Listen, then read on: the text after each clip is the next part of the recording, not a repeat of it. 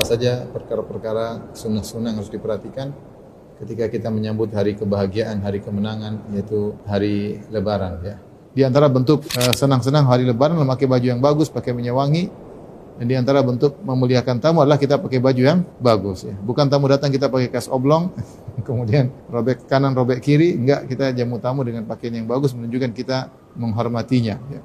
Kemudian di antara yang disunahkan juga menyambut Lebaran adalah mandi ketika hari Lebaran sebelum pergi menuju lapangan untuk sholat. Kemudian juga diriwayatkan dari Said Ibn Musayyib, dari sahabat Ibn Umar, sekarang Said Ibn Musayyib, seorang tabi'in.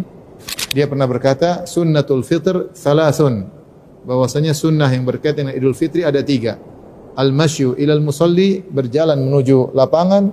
Al-akal qabla al-khuruj, makan sebelum keluar menuju lapangan untuk salat.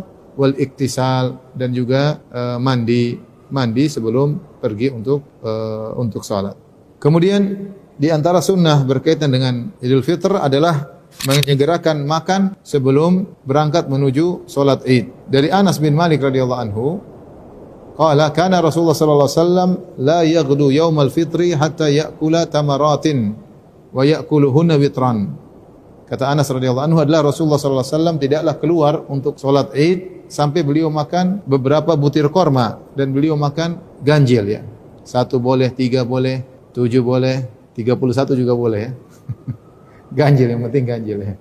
Kemudian di antara sunnah mengenai Idul Fitr adalah salat Id di musalla lapangan terbuka bil khala. Ini sunnah selalu dikerjakan oleh Nabi sallallahu alaihi wasallam ketika Nabi di Madinah. Padahal kita tahu di salat di Masjid Nabawi pahalanya berlipat ganda, 1000 kali lipat.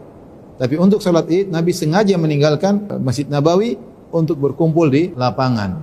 Di antara hikmahnya, kaum muslimin bisa berkumpul diimami oleh seorang imam, dan itu saatnya syiar.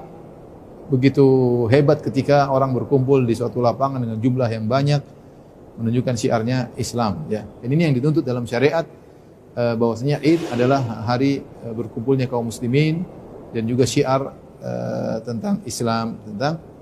Makanya Rasulullah SAW menyuruh ibu-ibu juga keluar, bahkan wanita haid juga suruh ikut. Tidak lain untuk melihat keramaian ya. Keramaian.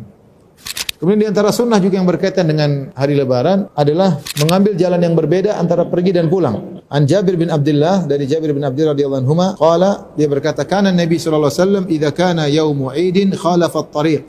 Adalah Nabi sallallahu alaihi wasallam kalau hari Lebaran beliau merubah lokasi jalan. Hadis riwayat Al-Bukhari. Tapi di antara sunnah pada hari Lebaran adalah bertakbir. Untuk Idul Fitr, takbirnya dimulai dari malam Lebaran, dari terbenam matahari. Allah berfirman, "Walitukabbirullaha 'ala ma hadakum wa la'allakum tashkurun." Ya. Agar kalian bertakbir ya, setelah Ramadan selesai, kalian disuruh bertakbir ya atas apa hidayah yang Allah berikan kepada kalian, bersyukur diberi hidayah, bisa puasa, bisa mengisi hari-hari puasa, hari Ramadan, bisa salat malam, bisa bersedekah, banyak hal yang disyukuri, sehingga bertakbir begitu matahari tenggelam di malam takbiran atau malam Lebaran, malam Idul Fitr, maka dianjurkan untuk bertakbir.